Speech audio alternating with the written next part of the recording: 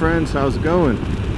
Here in America, it's Memorial Day weekend. It's a Friday, so many people will be doing barbecues. It's the kickoff to the summer. I'm out in some crazy hot weather, 98 degrees, and I'm taking a ride to the BMW dealership, car dealership. I'm just curious to see what they have in stock over there, and if they have the new, relatively new i4 electric vehicle. Did you see BMW's motorcycle S1000RR, the 50th anniversary edition? There's a picture of it. Pretty cool looking. However, the first thing I thought of when I saw it was Kawasaki, because that, to me, growing up, Kawasaki was green, was that kind of fluorescent green color. I don't know if there's any significance of that color to BMW, but not so much a fan of that color. Unless it was a Kawasaki, then it would be fine. And there's also, I saw back a while ago, a concept bike called Concept 101. It's like, I guess it's like a K16 motorcycle that's been tweaked. And here's a picture. Pretty cool. I'm really thinking about, in the future, getting something like an RT or a K1600, something like that, a bigger wind-protected touring bike. Although I'm on this sport touring R1250 RS, the way I set it up and tweaked it, it's more of a sport bike than it is a touring bike. And I don't have I have the original handlebars, which are a little bit dropped, as you can see here, hopefully. A lot of people get the bar risers on this and pick the bars up a bit, but I like it. I like the way it sits right now. I got a comment the other day, or a question. One of the viewers of one of the videos was curious about my miles per gallon, like what kind of mileage do I get? And I checked my onboard computer, and I was getting, or I am getting, 46.1 miles per gallon. This bike is, I think on paper, was rated for 50 miles per gallon. And if I did more highway riding, I'd probably be hitting 50. But I do mostly back roads, country roads, residential, etc. So I'm not getting as good a gas mileage as I could. But yeah, 46.1 miles per gallon. And then another viewer asked me about they just purchased a brand new R1250 RS, and it's on its way. I think they're going to be picking me up shortly. And they were thinking about getting this windscreen right out of the gate, just having it put on there, and asking me if I was happy with it. And yes, I'm definitely happy with it. The aesthetics, I think it looks so much better, especially on my bike with the black scheme. It looks so much better, I think, than the original clear one. And for me, there was a bonus that I couldn't stop my original one. If you've seen my past videos, I talked a lot about my original screen and how it was rattling. Anytime I went around corners or tweaked the throttle, it would make a rattling noise, and I took it off, I tightened it, I changed as much as I could to see if I could fix it, and couldn't get it to work properly in terms of the rattle, or getting rid of the rattle. And when I got this, the rattle went away. And I think the deal was, because the screen, maybe the curvature is a little bit more than the original, and when I put it on, it bowed out, or it pushed on the screws and these hinges more so, and the rattling stopped. So I have no more rattle, which is lovely. And aesthetically looks awesome. So I'm happy with it. Wind protection is the same. This does not provide any better wind protection than the original. In the upright position, it gives you some serious kind of buffeting, and in the low position you get the wind right in your face, which is fine.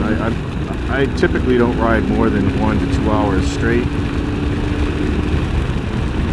So I mean, if I was going on a highway ride for a couple hours or a long ride, then I would definitely probably get a new windshield with a higher, or maybe even a wind spoiler. Like one of my friends, he has a wind spoiler for his, which helps a lot. And recently I went on a couple rides.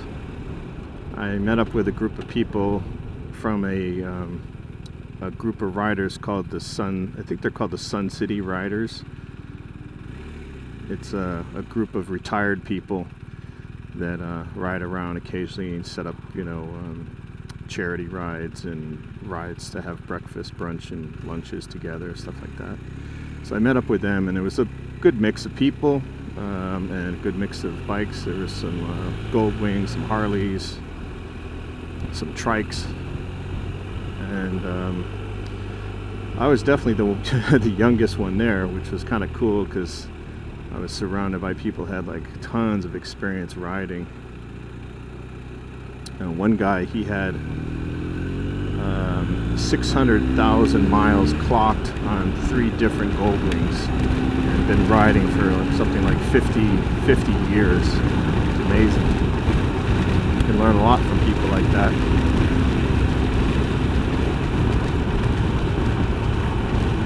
And the other ride I did was with a couple of neighbors down the street from me going off. They have one has a Ninja 1000, I forget, it's kind of a sport touring bike kind of, I forget what the actual name is, I'll have to look it up. And my other friend has a Bonneville Triumph Bonneville, black one. Both really nice bikes, and both are relatively new.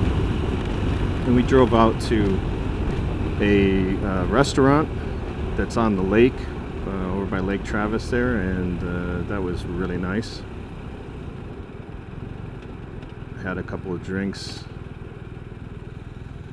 and headed home. But I'll throw some pictures up of the place. It's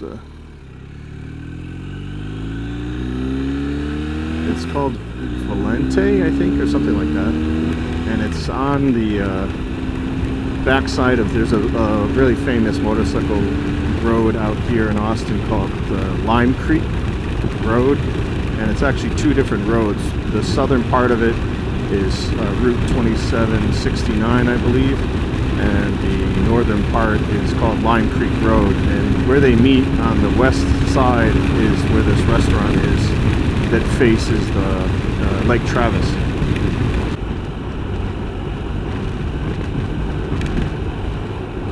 Here we are coming up on BMW.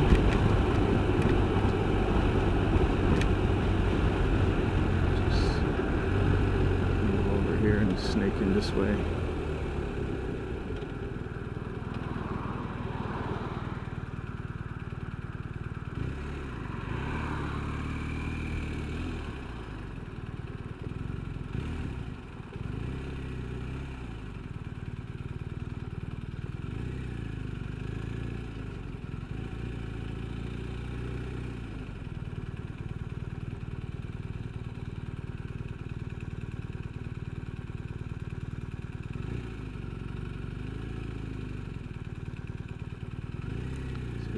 Park over here somewhere in the shade.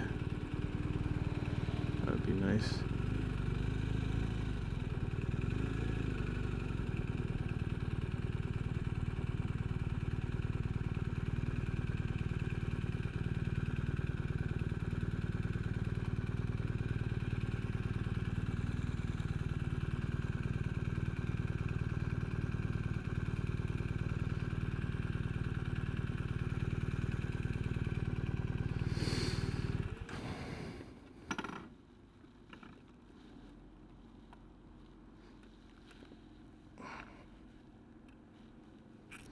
Okay, let me get out of this gear.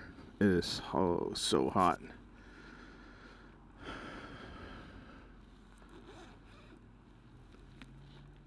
Okay guys, I'll film the rest on my iPhone, so talk to you in a bit.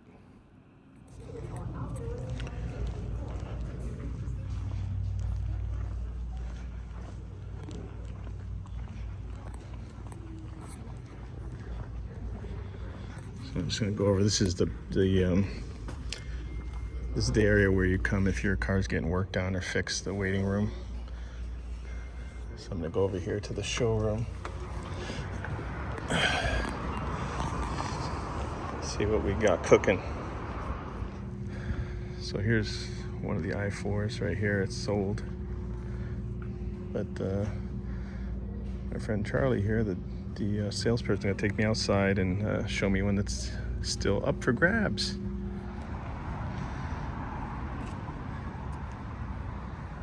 So this is a X. This is the iX. So it's a little bit, it looks kind of like a X5, a little shorter like you said. That's right. Looks pretty cool. Let's take a peek at this one. Is this sold or is this one? This Can we look at? demo.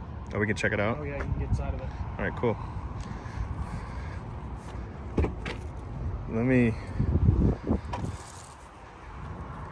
Can I just lay my stuff in there? Just get it out of the way.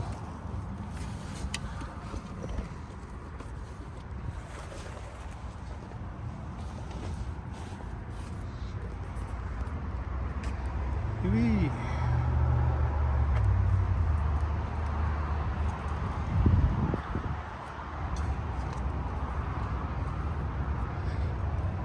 Is there any special way just to open this? You got it. Just like there you that. go. All right. It's just got a little push button in there. Yep. Collect all the exposed carbon fiber. Yeah, so here. Oh, that's cool. You notice all the seat controls are all right there on the door. And this, how big is this screen? It's pretty big. Oh yeah. That's over 2 feet long.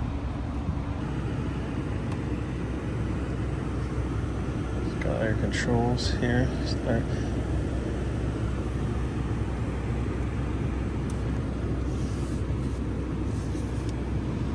I saw one of the Teslas, I know, has that chopped steering wheel.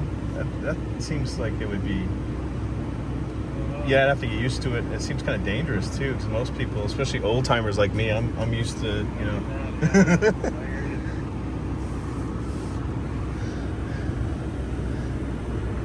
So what we got here? Is that the that's the gear selector. Gear selector here. That's volume. And this is similar to the iDrive, yep. Yeah, just go ahead and Battery, use touchscreen up there. got climate menu. Yeah, so they've kind of minimalized the buttons on the dash. And you got controls here. So it's not, I mean, it's not really, wouldn't take you much time to kind of figure it out, especially if you had a BMW before. Exactly. Got a nice stereo system too. That's right. Armored Cardin, that's pretty cool. And then when you take off, this has the miles per hour and all that kind of stuff. You want to see that? You can. You just shut the door. Pull the brake and push that start button. So key right here.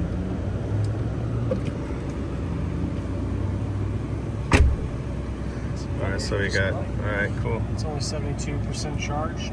Range is 217 miles. And yeah, it'll project up on the windshield too. Oh, really? What does it put on the windshield? Just the speed and... Speed limit, stereo controls. You'll see stereo up there. Oh yeah, I can see it. All right. It. I don't know. Yeah, the camera picks it up too. Yeah. You'll get caller Well, we got ID some, as well. got some Aussie. Got a good playlist here. AC/DC. That's right. Ooh, Def Leppard. Nice. Foo Fighters. And this is all touchscreen, so you can see this is your home screen. You can make that bigger. Go back to home. You can slide these tiles around and move the different tiles. Yeah. Or use it this way. Yeah. Yeah, absolutely. I think I'd probably end up using this because I'm so used to it from my 530. Well, you're so used to it where you don't even have to look. You can just spin and go to things. Yeah. Well, that's cool. Look at these cool seats. Got like giant moon roof. Like. Oh, moonroof, absolutely. Push the brake button here. There you go. So you can see out of it now. You push this button and it clouds it up to where you can't. So I don't know if you can see that with reflection, but they start at 84,000 US and go up to about 90 plus thousand.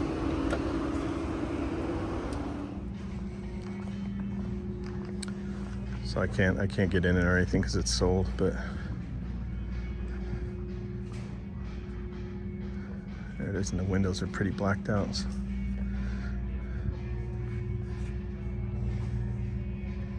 You can see in there. Good, sharp looking car.